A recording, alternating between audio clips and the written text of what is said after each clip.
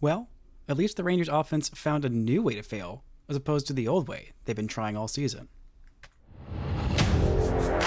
You are Locked On Rangers, your daily Texas Rangers podcast. Part of the Locked On Podcast Network, your team every day.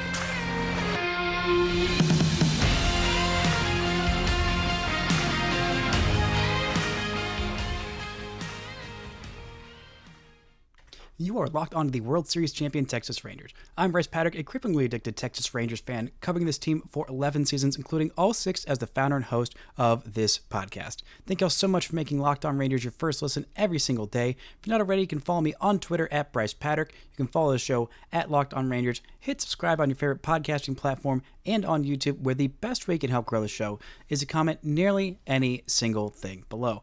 Now, before we get into the absolutely mind-boggling sweep against the Brewers and the Rangers finding a new way to be not great on offense, this episode of Locked On Rangers is brought to you by Booking.com. Booking.yeah. The right stay can make you a fan of any city, even your rivals. So check out Booking.com for your stay today. Now, the Rangers dropped the finale and got swept by the Brewers, coming off their longest winning streak of the season, where it looked like this team was finally turning things around. They turned and did a U-turn and said, nope, we're going to go right back in the wrong direction after getting much closer to the Mariners in the standings. Still not all that far away from the Mariners in the standings or that third wildcard spot. The Rangers just come off an abysmal gut kick, groin kick, face punch of a series sweep against the Brewers. Now, the Rangers don't play the Brewers often, but the last 2 series the Rangers have played against the Brewers, they have not won a single game. Now, in case you don't remember last year's Brewers series, that was where really all the madness and badness of the back half of August, where everything felt like the sky was falling, that's where it really started to crystallize. The Rangers had been coming off of a very long winning streak. They lose the final game of that series against the Angels because, well, a certain left-handed starting pitcher, Reed Detmers, happened to look amazing for the Angels and just completely shut down the Rangers offense. You thought, okay, well, that's one bad game after a really prolonged stretch of success for the Rangers. Surely things won't spiral off a cliff. And then they faced the Brewers. They had 3 just wonky games where it felt like, okay, those are just all dumb losses that are pretty atypical. It's not going to be a sign of things to come. And then they went into Arizona, had 2 more awful losses, and then it just kept on spiraling from there to where at that point it felt like the season was out of control. And they were feeling really good heading into that series against the Brewers, which was at home, by the way. It wasn't even in Milwaukee like this one was. But this one, the Rangers were feeling great about themselves. Have a stupid loss on Monday. Just one of those, dumb, silly losses that are like, okay, it's not indicative of anything, major wrong with this team. You just brush that off as like, okay, those dumb ones happen occasionally. Even the good bullpen guys occasionally get tagged for losses. Things like that happen. And then the Tuesday night loss, that was just not great baseball. It just really was. There's no other way to describe it. And then this loss in the finale. I mean, just talk about an abysmally painful loss.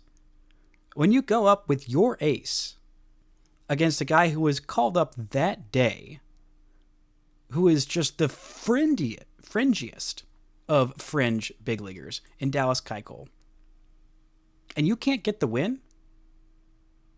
You can't get the win with your ace versus Dallas freaking Keuchel in the year of our Lord 2024. I mean, what are we freaking doing? What is going on here? What is happening? This guy was washed when he was with the Rangers in 2022. Abysmal.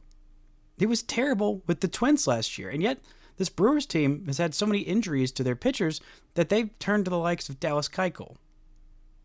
And you thought, okay, surely if this offense can't get going against Dallas Keuchel, then who can they get going?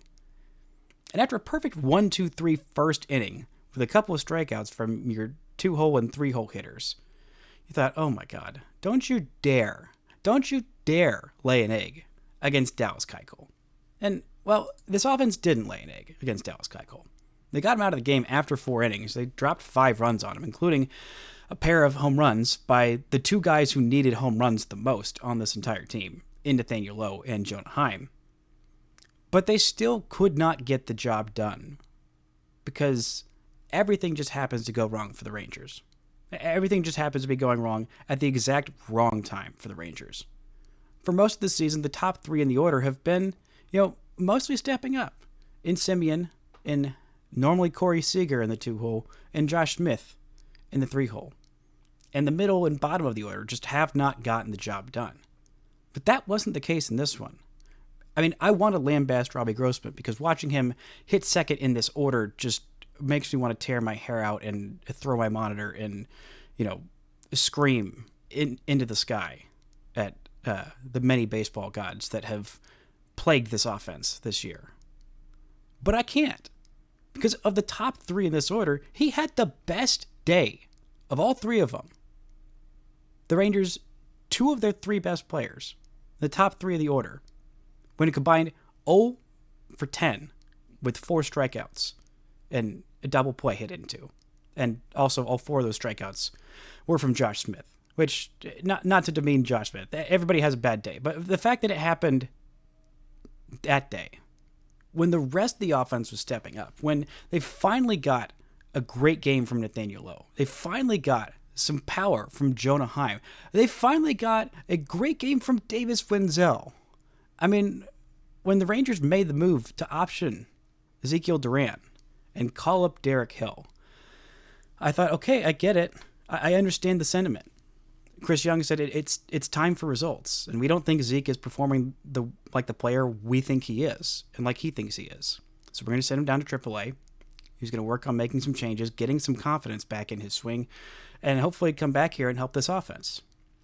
And I get that. That's a totally valid sentiment, and I tend to agree that Zeke has not performed like the player I think he is, like I'm sure he thinks he is, and wanting to get him going makes sense. But the big old but here is when the options to replace him aren't better, but are significantly worse, then you're doing yourself a disservice at the major league level. You're making the offense worse in the immediate in hopes for maybe down the road it'll be better. But by the time Zeke Duran starts to figure it out, by the time he gets the number of at-bats to, figure things out and get it right, I'm thinking Josh Jung will be back. And so whatever spot Zeke Duran might occupy in the lineup will be gone.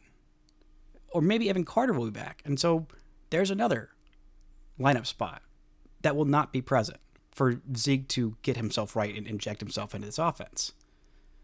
And if you think Derek Hill is going to solve this offense, I know has been having a great year in Round Rock. I mean, absolutely fantastic. 176 plate appearances with 1,045 OPS. That's really good. But again, the chasm between AAA and the big leagues this year is as big as it's ever been. And he's not performing at the big league level. And not to mention his defensive lapse. We'll get into that later on in the show. But when those are the guys you're putting in, you're saying, oh no, Zeke Duran isn't hitting like we want him to, so we're going to plug in Robbie Grossman. Oh, Zeke Duran isn't hitting like we want him to, so we're going to plug in, Davis Wenzel. Oh, Leody Taveras isn't performing, so we're going to call up Derek Hill to fix this offense. Now, granted, I thought that Derek Hill might get a little bit more time. Yeah, I thought he might make the roster out of camp because he had a great spring. But he has not had a lot of success in his major league career. I mean, a 590 career OPS. He's only had one season with an OPS above 600.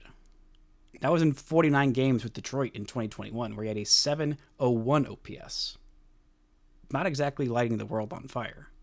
And that's the guy you think is going to inject a spark into your offense? Really? You sure about that? That's what's going to fix it? There are so many problems with this offense right now. This is so much of a collective funk. I mean, everybody on this roster that played Major League Baseball last year, got significant reps, has a worse OPS than last year, outside of Josh Smith. Josh Smith, God bless you, being the only bright spot in this offense, getting better this year as opposed to last year. Nobody else is doing that. Simeon's numbers, significantly down. Seager's numbers, significantly down. Lowe, Heim, Leote, Adolis, all the numbers, significantly down. And you think that changing the guy who's going to be your second choice bench option is going to inject a spark into this offense? I know you had to do something, but it feels like at that kind of a move is just a little bit of desperation. Here at Locked On Rangers, we pride ourselves at getting you the latest news for your team. Whether it's the offseason, the draft, spring training, or the playoffs, it's year-round. You know what else is year-round? Collection season.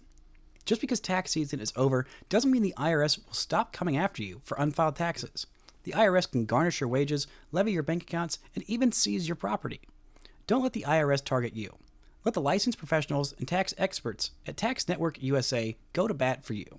With over 14 years of experience and an A+ rating by the Better Business Bureau, Tax Network USA has saved their clients over $1 billion in tax debt.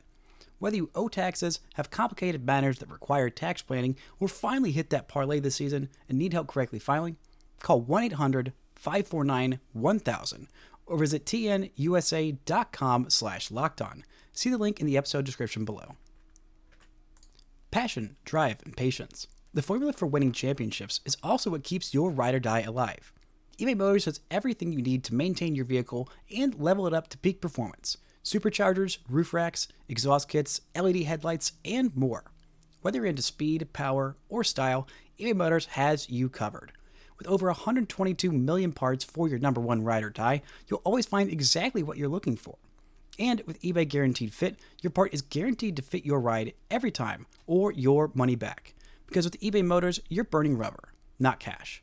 With all the parts you need at the prices you want, it's easy to make your car the MVP and bring home huge wins.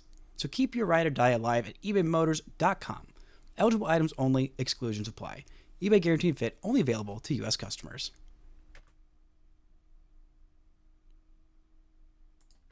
Now, this loss yesterday afternoon, a typical weird Wednesday matinee kind of a game, and one that I would definitely choose to classify under the stupid loss category.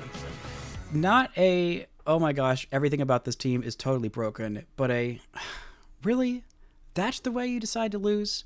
The middle third and bottom third of this lineup actually step up. I mean, you get a great game from Wyatt Langford, from Nathaniel Lowe, from Jonah Heim, from Davis Winzel. You get great games offensively from all of them, and you can't get the win. You score 5 runs, you drive the starter out after 4 innings. You got your ace on the hill, you got your top pen arms, the top 3, all used in this game, and you still get the loss? I mean, having one of those games, every 2 weeks is fine, but having 2 out of 3 games be stupid losses, and the other one in the series being a confounding, incredibly frustrating loss where you just get absolutely blanked by a bullpen game, that makes for an incredibly mind-numbingly frustrating series, especially when you look at how some of these runs were given up.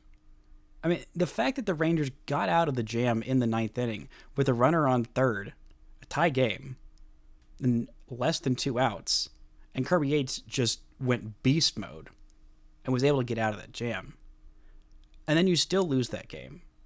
It's just incredibly mind-numbingly frustrating because all 5 runs that Nathan Eovaldi gave up, he went 7 innings. It's pretty economical with his pitch count. Only walked 1, and that 1 walk led to 4 of the 5 runs given up. Because right after what should have been strike 3 called, runners on first and second, should have been strike 3 called, wasn't. Ended up turning into, from what should have been a 4-pitch strikeout, and getting out of the inning. Turned into an 8-pitch walk, the only walk of the day, which immediately led to a grand slam. Just an incredibly frustrating way to give up a massive tater. Not that there's a good way to give up a massive tater, but I mean, pitch number 4 to Willy Adames, which was a curveball that, was almost completely in the zone. And, it's a borderline pitch, and I get that, but the fact that the zone was so freaking inconsistent, from the top of the inning to the bottom of the inning. I mean, even at bat to at bat, pitch 1 of that at bat was a fastball clearly off the plate inside, high enough to be a strike zone at the letters, but still inside off the plate, that was called a strike. And then later on, a pitch that was much more in the zone, a little bit higher, but still in the zone, was called ball 2, instead of strike 3, and then immediately leading to that grand slam. And then the other run scoring play was in the most air quotes I can possibly give, an inside the park home run by Jackson Chourio on a ball that was clearly going to be a single by Derek Hill, if played correctly by Derek Hill in center field. But no, Derek Hill wanted to be a hero. First game back up in the majors, saying, I want to make this leaping play. I'm going to make this beautiful diving play, which for those of you who don't like Leote's defense because, he doesn't dive for balls, or he doesn't take the best routes, or doesn't make the whatever your flaws with Leote. He doesn't dive for balls unless he absolutely has to, is absolutely sure that he is going to get it. And making a diving play on this, the Rangers had stormed back and taken the lead. This was a 1-run game, and Nathan Eovaldi had just gotten himself out of a leadoff single by inducing a double play. This would have possibly ended the inning. But, Jackson Chourio is a incredibly fast runner, one of the fastest in Major League Baseball, and you think diving for this ball is a good option? Absolutely mind-numbing, mind-boggling, boneheaded play there by Derek Hill that led to the game-tying run that meant that this game would go to extras and the Rangers could not do anything else offensively after that 4-run 4th inning. This was right after that. They had just taken the lead, and immediately you take this kind of a risk on a play with 2 outs, just incredibly frustrating. And not to get Eovaldi off the hook for that, which should have been a strikeout, ended up being a walk. Those things happen. Occasionally, that happens.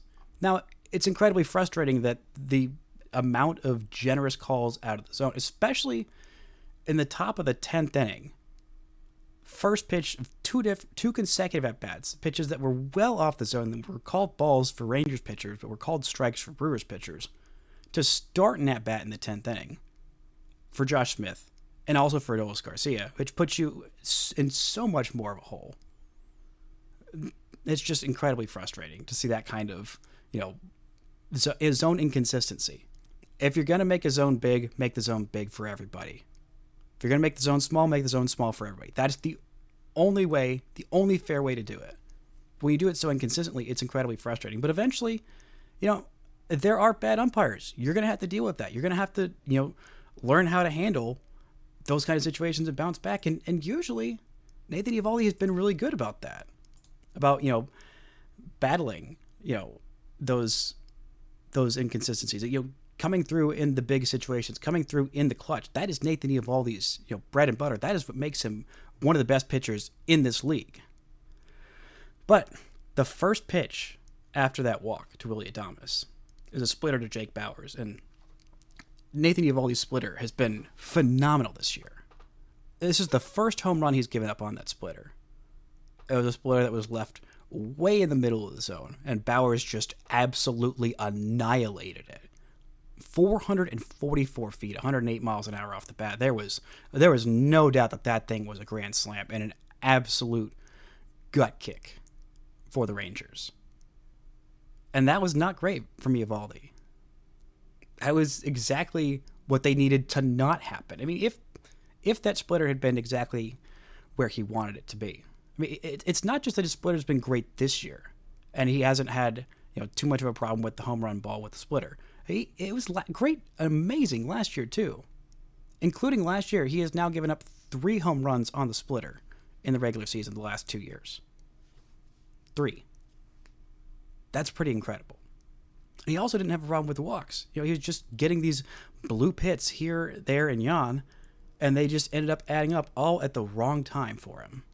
It's just an incredibly frustrating kind of game for him, for the Rangers to lose in this fashion when they're in, it looked like they were turning a corner offensively, pitching-wise, it's been solid all year long, but to get this kind of a performance, to give up a grand slam in that situation from your ace, man, this season has just been absolutely incredibly painful at the worst moments.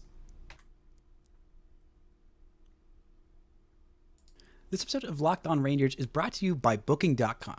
Booking.yeah. With summer travel heating up, especially for travel for baseball games, it's time to explore those U.S. cities you were always secretly wanting to learn more about. Yes, we're even talking about your rival cities. With hotels, bed and breakfast, vacation rentals, resorts, and so much more on Booking.com, you might just find your perfect stay, even in your baseball rival city. I mean, if you're looking to go travel to Oakland, if you're trying to get in and see the Oakland Coliseum one last time while they are still hosting the Oakland A's, I mean, this is the time to do it. The Rangers are playing them late on in September, so go check it out there. Or if you're, wanting to go make a travel to, well, maybe it's a little late to go to Baltimore right now, but they got all kinds of different places coming up. If you want to go to that city down to Houston, maybe, just maybe, you might have a good time watching, hopefully, the Rangers win some more games in Houston. The night stay can make you a fan of any U.S. city, even your rivals. Book today on Booking.com, on the site, or in the Booking.com app. Are you struggling to close deals? B2B selling is tougher than ever, and that's why I want to tell you about LinkedIn Sales Navigator. LinkedIn's Sales Navigator is a sales intelligence platform that helps professionals effectively prospect and engage high-value customers, drive higher revenue, and increase sales performance. Sales Navigator helps you target the right buyers, surface key signals such as job changes or which accounts you should prioritize, and shows you hidden allies so you can find those buyers that are most likely to convert. Fueled by LinkedIn's 1 billion member platform, Sales Navigator gives you the most up-to-date first-party data, enabling you to unlock conversations with the people that matter. Right now, you can try LinkedIn Sales Navigator and get a 60-day free trial at linkedin.com/lockedon. That is linkedin.com/lockedon for a 60-day free trial. Let LinkedIn Sales Navigator help you sell like a superstar today. Just go to linkedin.com/lockedon and get started. Now, one of the things that Chris Jung said when he was making the move about sending Ezequiel Duran down to AAA to try and get him right, and to say that this is a results-based business. We are having bad results. We need to have better results, and we can't have any excuses anymore. One of the things that he said was, if you're doing well in AAA, there will be a spot for you on this roster to try and help this offense, because the guys we have right now are not getting the job done. That's just a fact. They aren't. Guys like Adolis Garcia, not getting it done. Daniel Lowe, to this point in the season, has not been getting it done.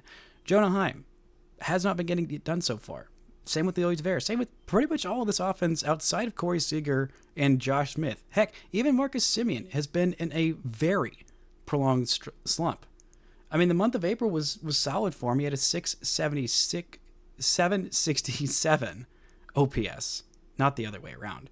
But since then, it has been tough sledding for Marcus. I mean, his numbers in June just have not been good. He's hitting .230. His on base is just .323 and a .345 slugging percentage. That is not going to get the job done for a guy who is at the top of your order, who is, is supposed to be kickstarting this offense, and he just hasn't been as of late. I mean, his last 15 games, he doesn't have a single home run. He's hitting under 200. His on base is under 220, and his slugging is also under 220.